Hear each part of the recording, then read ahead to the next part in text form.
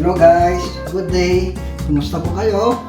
For today's video, magluluto po tayo ng simpleng pinapaitan.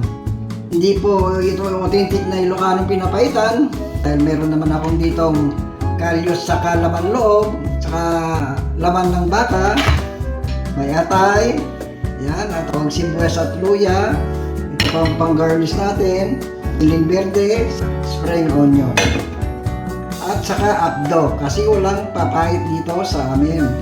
Let's start cooking guys. Gisa natin mga aromatics, maglagay tayo ng cooking oil. Ayan, olive oil lang ginamit ko. Unahin natin ating luya. Ayan, hindi po sa inyo kung ano unahin nyo, bawang o sibuyas. Nagisa ng konti, ilagay ko na yung bawang.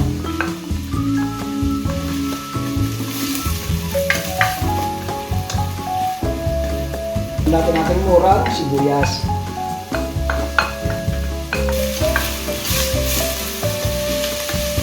Pag lumabas na yung aroma flavors niya, ilagay na natin ang ating kalyos, karne ng baka.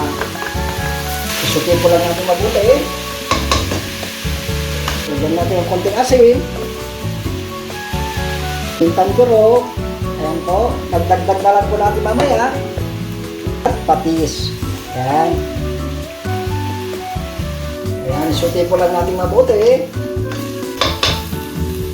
Maglagay na lang ako ng chicken cubes. Ayan. Tubig, bigas ang aking gagamitin. Ayan po. Para may iba naman. Pala guys, ang gagamitin ko ay pressure cooker. Pressure cook lang natin ito ng mga 15 minutes. 15 to 20 minutes. Ayan. Lang natin.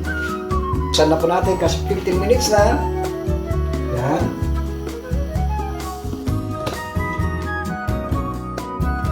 Ayan po, pag kumulo na, ilagay na po natin ang ating atay. Ayan. Liver ng baka. Lagay na rin po tayo ng frozen na abdo ng baka. Ayan, frozen po to. Ayan po. Dagdag na lang tayo mamaya kung kulang ang pait niya.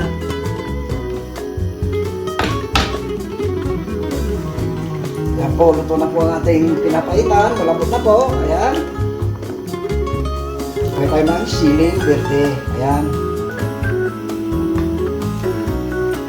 Ang padagdag aroma. Ayan. Masarap. Ito ang sikreto ng pinapaitan. May siling verde. Ayan ang garnish. Ayan po. Sibuyas na mura. So, and there you have it. Pinapaitan. My own version.